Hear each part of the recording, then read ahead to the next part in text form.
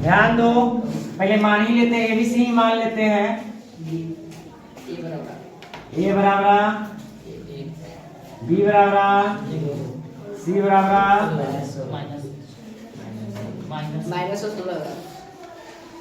चलो अब हल करते हैं। एक्स स्क्वायर माइनस 16 बराबर 0।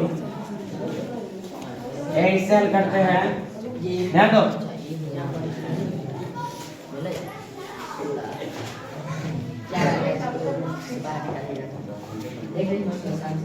चार प्लस माइनस आया यानी अल्फा हो गया 4 और बीटा हो गया, ध्यान दो, बीटा हो गया -4।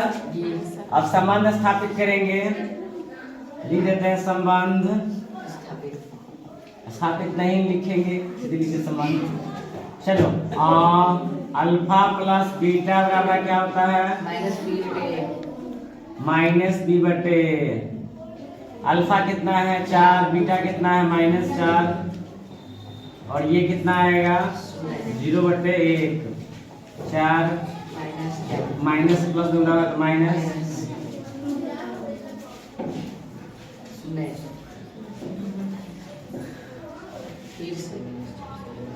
फिर अल्फा इंटू बीटा सी बटे हाँ सी बटे सी का मान कथी में है? इधर अल्फा कितना है 4, अब बीटा सी कितना है 16, माइनस में 16 है ना। 4 चूंकि 16 माइनस में, आइए 16 माइनस में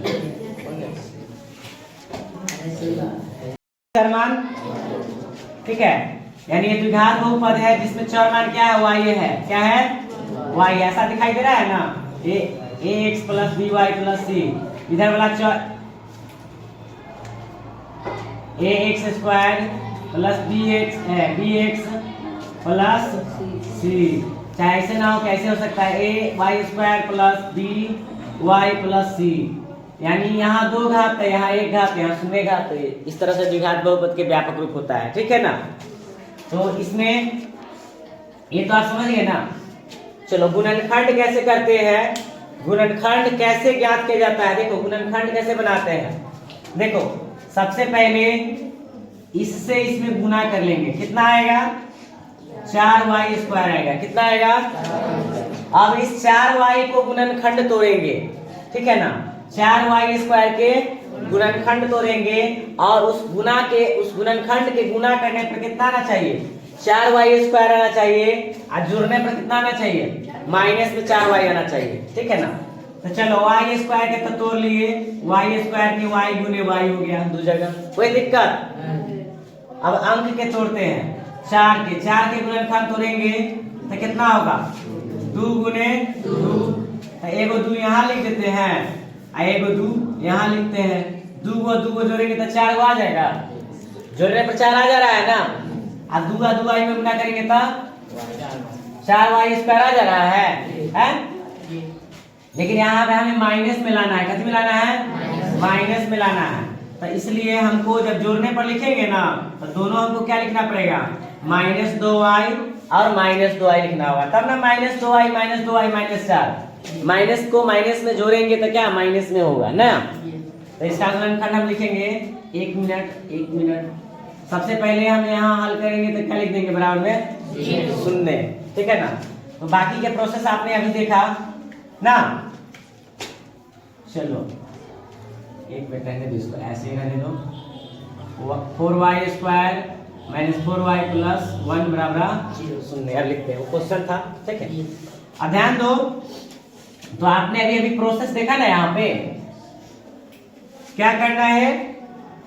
ये 4 को गुणनखंड तो मतलब ये नहीं लिखेंगे आप, जो गुणनखंड टूटा है ना, शुरू वाला तो सेम लिख दिया जाता है, लेकिन ये दोनों जो है ना, ये हम लोग यहाँ पे हल करेंगे, उसके आधार पर हो जाएगा, ठीक है ना। यानी आपने इससे इसमें गुना किया, कितना आया? 4y स्क्वायर आया। इस 4y को इस गुणनखंड तोड़ेंगे तो 2 कितना आएगा? 2y गुने 2y आया। 2 से 2 में गुना करेंगे तो 4y स्क्वायर आ जाएगा।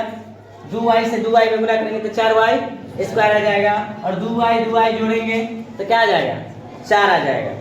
ना, गुना करने पर भी 4 आ जा रहा है, जोड़ने पर भी 4 आ जा रहा है, ठीक है ना। लेकिन जोड़ने पर हमको माइनस में लाना है, तो क्या लिखेंगे, दोनों के आगे माइनस लिखेंगे, -2i, कोई दिक्कत। चलो उसके बाद जो अंत में है सही अंत में लिखेंगे, शुरू वाला जो रहेगा शुरू में लिखेंगे, जो अंत वाला रहेगा तो अंत में लिखेंगे, सिर्फ बीच में जो है ना चेंजिंग ऐसे करेंगे। आप देखो, अब हम बड़ा से बड़ा अंक क्या कोमा ले जिससे ये भी कटे,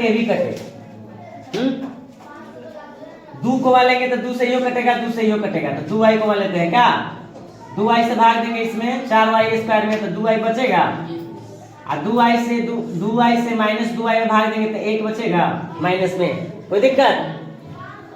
तनका ध्यान दो। अब चलो, अब यहाँ पे क्या कोमा लेना है, यहाँ पे कोमा लेने के लिए इस यहाँ जो अंक होता है ई वाला से इसमें भाग दे देंगे, तो 2i से 2i भाग देंगे तो -1 बचा, तो यहाँ पे -1 कोमा लेंगे, यानी ये वाला से भाग देने पर जितना भागफल आता है उतना ही यहाँ पे हम कोमा लेते हैं, ठीक है। शुरू में तो देखा जाता है कि सबसे ज्यादा कितना कोमा लेगी जिससे भी कटे, लेकिन यहाँ पे कोमा लेने के लिए ये जो वाला होता है, ये वाला अंक यहाँ वाला अंक से भाग देते हैं, जितना भागफल आता है, तो 2i से 2i में भाग देंगे तो 1 के ना आएगा भागफल, तो 1 यहाँ कोमा ले लिए, ठीक है ना। अब उसके बाद अब एक घर में जो लिखना है, आंख मूंद के जो यहाँ है वो लिख दो, कहला जाएगा उतना लिखने, हो गया। अब एक बार कौन लिख दो, 2i - 1 लिख दो ये वाला, एक बार घर वाला लिख दो, हो गया। अब देखो 2i - 1 बराबर 0, 2i बराबर 1, ये 1 इधर जाएगा तो प्लस में, और y बराबर 1/2, 2i बराबर 2i - 1 बराबर 0, 2i बराबर 1, y बराबर 1/2, यही सुने हो गया, कोई दिक्कत।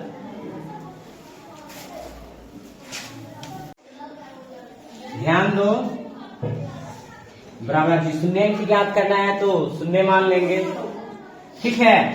अब क्या करना है, ध्यान दो, ये अंत शुरू वाला से अंत वाला में गुना कर लेंगे तो कितना आ जाएगा, ध्यान दो, 6y² आएगा ना। तो y² के गुणनखंड तो y गुने y होता है क्या, y² के, उसके बाद 6 का गुणनखंड कितना होता है, 6 का कितना होता है, 6 का 1 होता है, 2 होता है, 3 होता है, और 6 खुद होता है, ठीक है ना। इसमें से ऐसा कौन 2 ले ले, इसमें से ऐसा कौन 2 ले ले जिसको आपस में गुना करेंगे तो 6 आ जाएगा, और जोड़ेंगे तो 5 आएगा, मतलब दोनों लेना है, जोड़ने पर 6, भले जोड़ने पर 5 और गुना करने पर 6, तो 3 और 2, ठीक है, 3 और 2, लेकिन माइनस में लाना है, कथी में लाना है, तो माइनस और माइनस ना, माइनस करना होगा ना, यानी कि यहाँ पे 3 कर दो माइनस, और यहाँ पे कर दो 2 कर दो, यहाँ पे 2 कर दो, माइनस में, ठीक है। इसका गुणनखंड कितना हो जाएगा, y² माइनस में 3y और माइनस में 2y, आप प्लस में 6, आया समझ में कि नहीं आया, है ना आसान। 6 गुना कर लिए, 6 आया, 6 के गुणनखंड तोड़े, 1 2 3 और 6 आया, तो हम 2 अंक आपस में चुन लिए, जिसको आपस में गुना करेंगे तो कितना आएगा, आपस में गुना करने पर कितना आएगा, 6 होना चाहिए, ठीक है ना। लेकिन आगे माइनस है यहाँ पे, तो -2 और -3 करेंगे तब ना होगा, इतना आया। अब रह गया 12, पहले लिखेंगे, छोटा बाद में लिखेंगे, कोई दिक्कत। चलिए अब क्या कोमा ले कि ये भी कर सके, ये भी कर सके, 3 से ही कटेगा, 3 से ही नहीं कटेगा ना, तो सीधे y कोमा लेंगे, क्या कोमा लेंगे, सीधे y कोमा लेंगे, y से y² कटेगा, y मर्तबे, और y से 3 कटेगा, 3y कटेगा, 3 मर्तबे ना। उसके बाद आपको हमने बताया पिछला में कि यहाँ पे क्या कोमा लेना है, तो इस y से भाग देंगे, यानी यहाँ वाला जो अंक रहेगा उससे भाग देंगे, तो इस y से भाग देंगे तो ये y कैंसिल हो गया, कितना, यानी यहाँ पे 2 कोमा लेंगे, कितना कोमा लेंगे, और 2 कैसे कोमा लिए, तो इसके माध्यम से, ठीक है। चलो अब जो यहाँ घर में है वो आंख मूंद के लिखना दो, पहला विशेष लगाएगा दिमाग क्या, चलो एगो लिख दो, एगो y माइनस 2 लिख दो, एगो पोस्ट के अंदर वाला लिख दो। हो गया। और y माइनस 2 बराबर 0, ये 0 दोनों के बराबर हो जाएगा। y माइनस 3 बराबर हो गया। आया समझ में? उतारो।